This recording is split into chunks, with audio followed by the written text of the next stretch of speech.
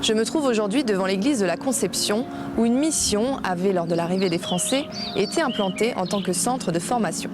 C'est ici que tout commence pour Sœur Marie de la Croix lorsqu'elle débarque en Nouvelle-Calédonie. Poussée par la foi, elle traverse les océans pour mener à bien sa mission. Elle est une des pionnières maristes et à l'île des Pins est à l'origine de la création d'un internat pour l'éducation des petites filles. C'est là-bas qu'elle croise le chemin de la petite Hortense, la fille du roi Kawa, la future reine. Ce sont les destins de ces deux femmes qui sont au cœur de ce numéro, les liens forts qui se créent entre une Vendéenne et une petite Cougnier, les symboles qu'elles vont porter, ainsi que l'héritage qu'elles laissent derrière elles.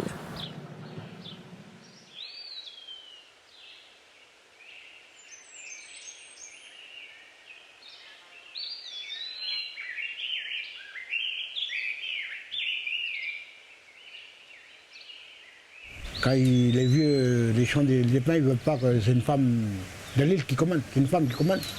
Après, ils ont fait la guerre tribale. Les vieux, ils ont pris la reine Hortense, ils sont cachés dans la grotte de la reine Hortense.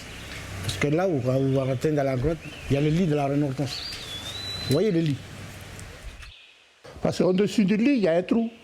Donc si les gens, les guerriers adverses rentraient par l'entrée, elles s'échappaient par le trou du haut. C'est tout ce que je sais que, voilà, c'était là où elles s'abritaient pendant ces guerres tribales.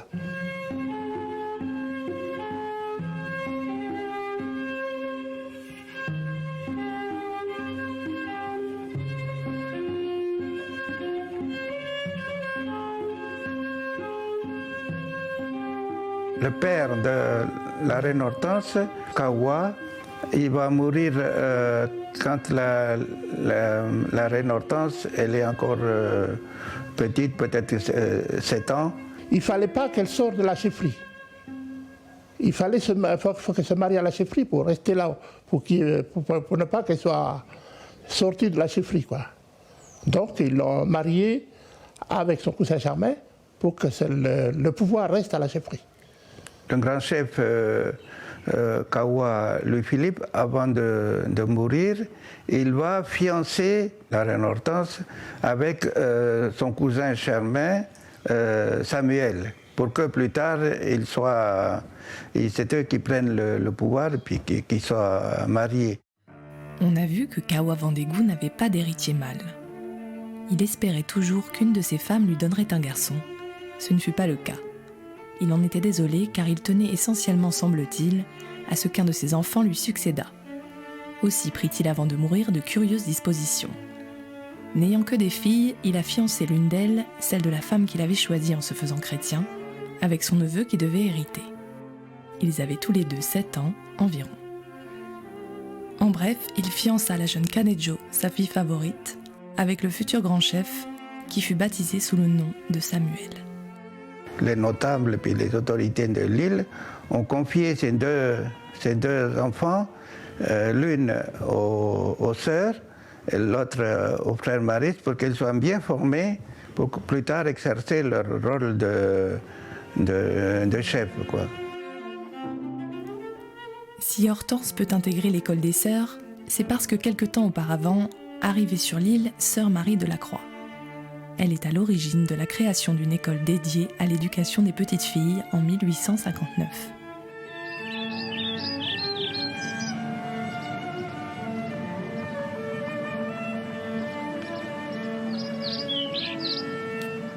Je suis Sœur Catalina Savea, originaire de Futuna.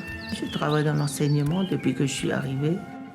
Ça fait 28 ans que je suis à l'île des Pins.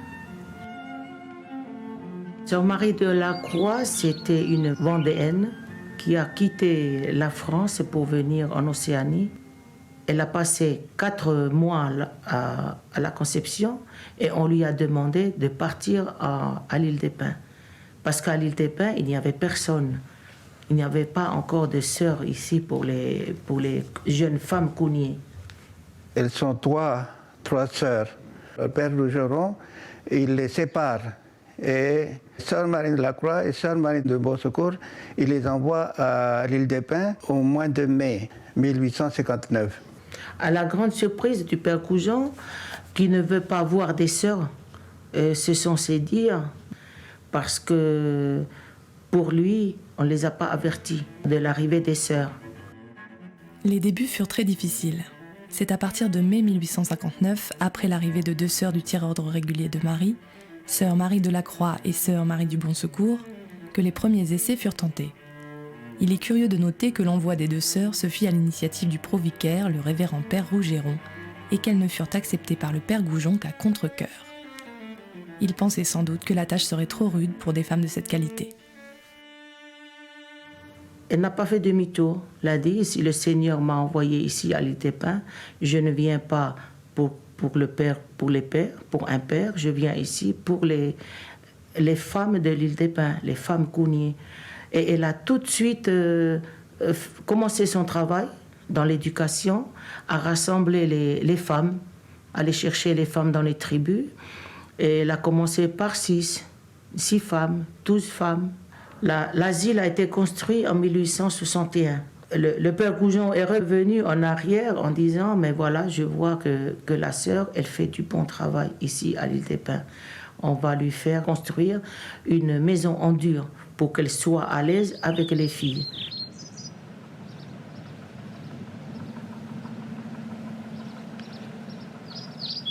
Ici, dans cette chambre, c'était plutôt le parloir avant. Quand les garçons veulent venir voir les filles, ils tirent une petite sonnette avec cette poulie qui est au-dessus de la porte.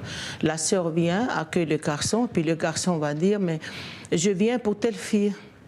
Et ils viennent discuter ici. Mais je ne pense, comme la sœur est toujours là pour les surveiller, ça ne va pas durer 1 heure. Tout était salle de classe, partout.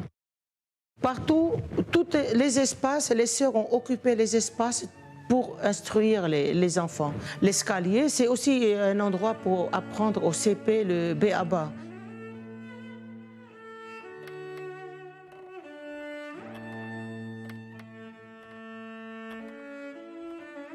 Ici, c'est l'endroit où dormaient les filles. Pour faciliter la surveillance la nuit, les sœurs de ce temps se sont dit mais il vaut mieux les mettre par tribu. C'est facile à reconnaître qui est encore là et qui est sorti. D'après les historiens, elle rencontre la reine Hortense lorsqu'elle a 9 ans. Et sœur Marie de la Croix s'est occupée de cette petite fille qui, au fil des années, elle l'appelait sœur Marie de la Croix ma néné. Qui veut dire ma maman. C'est le papa, c'est la maman, c'est la grande sœur. Tout. Elle portait tout le fardeau de l'éducation et de l'instruction de ces jeunes filles.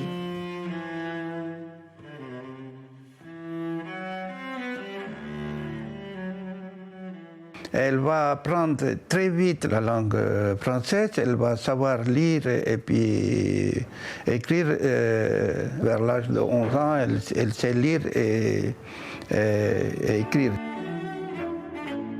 Quand la sœur Marie de la Croix, elle va quitter l'île des Pins pour aller à Saint-Louis, ça va être une grande tristesse de la part même des autres jeunes filles, ses élèves.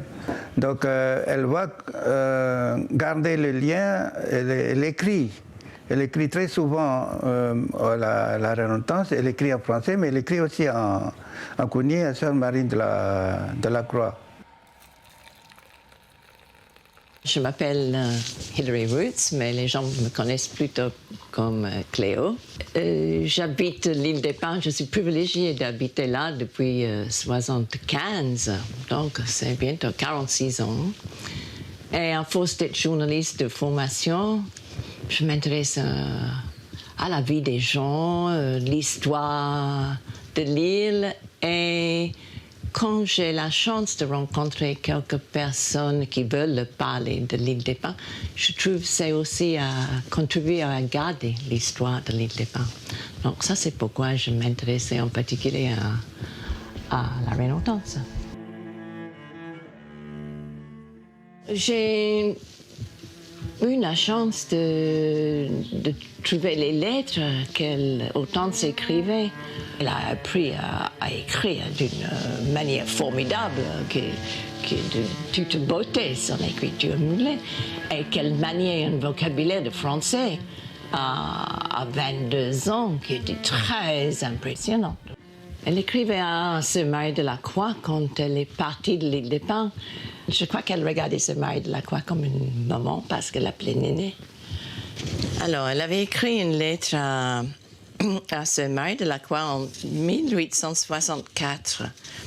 Et elle dit « Je suis bien fâchée de votre départ. Quand je vois votre prie-dieu vide, votre chambre vide aussi, mon cœur bat et mes yeux sont pleins de larmes. Ma sœur, j'ai bien quelque chose à vous dire, mais je parle mal pour vous dire tout ce que je pense. Je vais parler quand même. » Elle demande que la sœur prie pour elle. « Je suis votre enfant, Néné. » Elle appelle la sœur Néné, mère. Puis elle parle aussi d'enseigner. Elle dit « Je vais commencer l'école des bébés. Je leur apprends à lire, à parler français. » Et puis elle parle de la vie ordinaire. Elle a dit « J'ai eu la grippe comme tout le monde. J'ai gardé le lit 3 jours sans pouvoir aller à la messe. J'ai eu 2 boutons dans l'oreille. Tous les enfants étaient malades, mais ils sont tous guéris. » Alors je vois transparaître quelqu'un qui est très humaine, très dévouée à la religion, très reconnaissante envers les gens qui l'ont enseigné. Et puis, même cet instinct maternel envers tous les petits de l'île. Et elle écrivait aussi à un père supérieur, père Pupinel, en racontant qu'elle s'est mariée et qu'après 8 mois de mariage, elle n'avait pas encore d'enfants, mais elle demandait qu'elle lui prie pour qu'elle ait des enfants. Vous savez déjà, mon révérend père, que j'ai reçu la bénédiction nuptiale avec Samuel, mon cousin que vous connaissiez être mon cher fiancé. Ce grand jour n'a pas été pour moi sans tristesse, car j'avais à penser à sortir de l'asile, quitter mes compagnes. Aussi ai-je tant pleuré que plusieurs personnes ont cru que j'étais forcée à me marier, au point que le père Rougeron me fit appeler la veille de mon mariage pour me demander si réellement c'était bien ma volonté qui me conduisait dans ma démarche. Il n'y avait pas à en douter car mon inclination pour Samuel était celle de mon cœur, mais je pleurais parce que je ne pouvais pas tout avoir, et épouser Samuel et demeurer à l'asile. Déjà 6 mois se sont écoulés depuis ce mémorable jour et vous apprendrez avec plaisir que la bonne Providence me laisse encore la jouissance d'être à l'asile comme par le passé, c'est-à-dire que j'y passe presque toutes mes journées, que j'y suis employée encore pour des répétitions de catéchisme, de français, etc., et que je suis par là très heureuse de pouvoir seconder ma chère maîtresse autant que mes faibles moyens me le permettent, et d'apprendre moi-même toujours quelque chose. Mais mon révérend père, permettez-moi une secrète petite confidence. Je suis mariée, je désire devenir mère afin d'avoir un présent à faire au Seigneur en lui consacrant mon enfant. Pendant 12 années, Hortense et Samuel vont régner main dans la main sans jamais avoir d'enfant. Ils devront faire face à plusieurs événements marquants, dont l'exode des Maréens et l'arrivée des déportés de la Commune en 1872. La reine Hortense, avec son mari, ils vont accepter d'accueillir les Maréens à l'île des Pins. Il y a 1000 Maréens qui débarquent à l'île des Pins avec le père Beaulieu, suite aux guerres de religion entre les protestants et puis les catholiques. La reine Hortense et puis son mari, ils vont désigner une zone qui est actuellement à la tribu de Ouachia et Touété. Et donc là, il y a une mission, une deuxième mission, on appelle la mission du Nord, qui va être qui est fondée exprès pour accueillir les gens de Marais, quoi. Premièrement, c'est une surprise pour les Cougniers. Il y a une disette, il y a des épidémies, donc c'est très difficile pour la mission et puis la population de Cougnier de partager le peu de culture qu'il y a, quoi. Au moment même où les Cougniers parviennent à trouver un équilibre, l'arrivée des déportés surprend autant la population que le père Goujon, le grand chef Samuel et la reine Hortense qui mettra tout en œuvre pour ne pas voir sa terre natale se transformer en terre d'exil. C'est le fait que c'est la fille du chef, et puis elle a un caractère, elle est instruite, etc. On dit qu'elle est plus instruite que son mari Samuel. Elle va user de son influence, premièrement pour la déportation. Elle va protester en écrivant des lettres auprès du gouverneur qui se trouve à Nouméa, parce qu'il y a un projet, c'est de déplacer les Cougniers à Prony pour vider l'île de façon à installer les déportés qui vont arriver en 1872 là, à l'île des Pins. Île des Pins, 2 juillet 1872, Monsieur le gouverneur. Nous sortons à peine de la gêne que nous avons généreusement acceptée en faveur de la population de Marais transportée ici par l'administration, et voilà qu'on nous impose encore la présence de nombreux condamnés. Bien plus, à en croire la renommée, nous sommes menacés d'en voir augmenter le nombre à tel point que vous serez obligés de prendre une détermination extrême à notre égard. Nous faudrait-il donc abandonner pour jamais cette chère Église à laquelle nous travaillons depuis si longtemps et auprès de laquelle nous avons tant souhaité de vivre et de mourir ? Nous avions tant de légitimes espérances bouleversées par ceux-là même qui devaient nous donner l'exemple de la magnanimité et de la justice. Non, monsieur le gouverneur, il n'en sera pas ainsi, vous ne le permettrez pas. C'est avec cette assurance que mon mari et moi signons la présente pétition que nous avons l'honneur de vous adresser de concert avec les principaux représentants du pays. Samuel et Hortense. On dit que c'est surtout le travail de l'insistance de la reine Hortense qui va faire que le gouverneur La Richerie, pour finir, il va séparer l'île des Pins en deux. La côte est, ça va rester à la mission et puis au tribut de l'île, et la côte ouest, elle va être réservée à la déportation.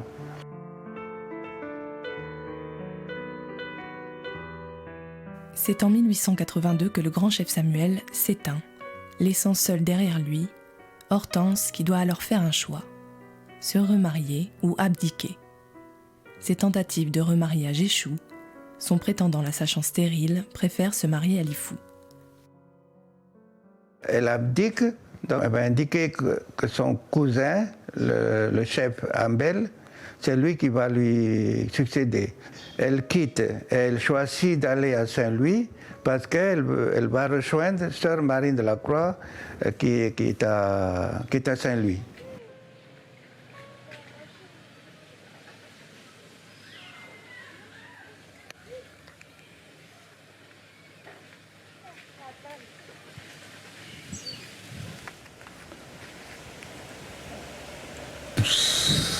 C'est un livre que Cléo m'a donné, que mon père a dédié cette histoire de la reine Hortense. Voilà, l'enfant d'une belle île, la reine noire. Noël Vandegou, c'était quelqu'un qui disait qu'il descendait de la reine Hortense. Bien sûr, je posais des questions parce que j'ai cru comprendre que la reine Hortense n'avait pas d'enfant. Et puis petit à petit, ça se révélait que, voilà, elle a eu une descendance. Et puis la famille de Noël, et puis après ses enfants, et d'autres familles Vandegou sont fiers d'être des descendants de la reine Hortense parce qu'elle a adopté un petit. Je m'appelle Vichlio Vandegou, Hortense Cadidieu, c'est mon arrière-grand-mère qui a adopté mon grand-père, Joseph. Mon papa m'a dit que la reine Hortense, elle dit pourquoi régner, être reine quand on n'a pas de gosse, après la mort à son mari, le chef. Pourquoi régner chez l'île des Pins quand on n'a pas de gosse? Elle est partie avec la religion de sœur Marie. La croix, je crois, oui. Resté à Saint-Louis, et il a adopté mon grand-père, ok. Il a vu les Vanotais venir travailler pour le café à Nouméa, et il a elle a dit au gouvernement qu'elle va adopter l'enfant à l'âge de 7 ans. Parce que l'âge là, on ne peut pas travailler. Et puis il a pris mon grand-père. Ces petits, ils avaient que 7 ans, ils étaient recrutés pour travailler dans les cafés hier. Et puis elle était choquée de penser que 2 petits de 7 ans devraient travailler. Elle trouvait que ce n'était pas juste du tout. Donc elle les a pris sous ses ailes. Et elle voulait qu'ils apprennent le français parce qu'ils parlaient anglais. Et petit à petit, bon, elle les a adoptés. Ça semble que l'une d'eux, il me semble qu'il s'appelait Hippolyte, que lui, il est décédé, je ne sais pas quand, mais que Joseph, petit à petit, il a intégré peut-être, la vie de l'île des Pins. Voilà, sur cette photo, c'est la reine Hortense et son fils adoptif, Tijinadé, en 1900. Là, c'est la grand-mère, la reine Hortense, et mon grand-père, Joseph, sur cette photo-là. Ça te fait quoi de voir ça? Oh, c'est choquant de voir mon grand-père en image. Parce que j'ai jamais eu de photos de lui. Et voir mon grand-père sur l'image, mais ça nous touche beaucoup. Ça me touche beaucoup. Je suis Joseph Vendégou, petit-fils de Joseph, le fils adoptif de la reine Hortense. Un de Saint-Louis, ils sont venus ici à l'ITP. Il a monté à tous les champs de l'ITP. Pour les présenter à la chefferie. Donc elle a fait souffler le toutou, tout le monde s'est rassemblé. Donc elle a présenté ces deux gosses, voilà. Et elle a fait la coutume aux coutumiers de l'île des Pins, en leur disant qu'aujourd'hui j'ai un enfant, voilà, cet enfant est sorti de moi.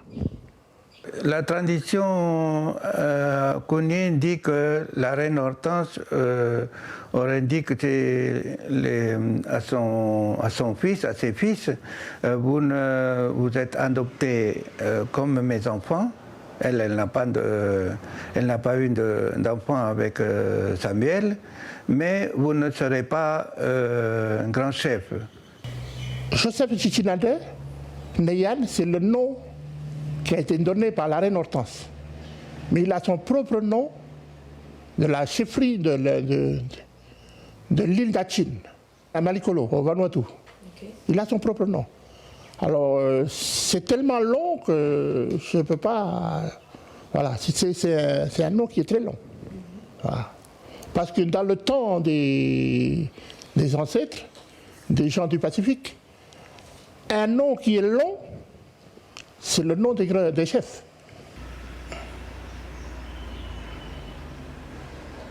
Alors, moi, quand j'ai 5-6 ans, j'ai connu cet homme-là. C'est un homme qui était très grand, qui peut après 1m70 ou 1m80.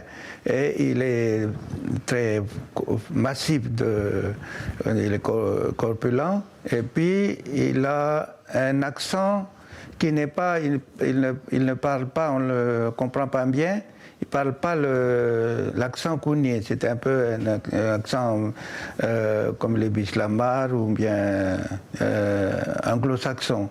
Et mon père, je suivais mon père parce qu'il allait faire coudre les voiles chez le vieux Joseph.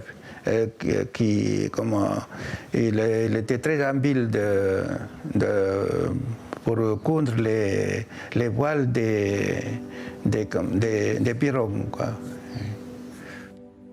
La reine Hortense laisse aujourd'hui un héritage.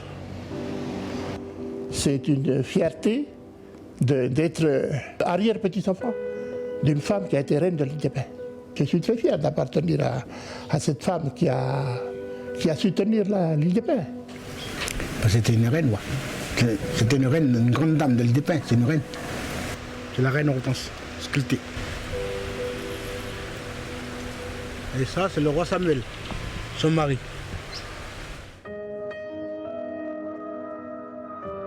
Je crois que les gens de l'île des Pins sont assez fiers du fait qu'il y avait cette dame qui était très forte et qui était à la tête de l'île. Et peut-être au fond, quelques gens se posent la question, pourquoi on ne donne pas plus de place à la femme aujourd'hui?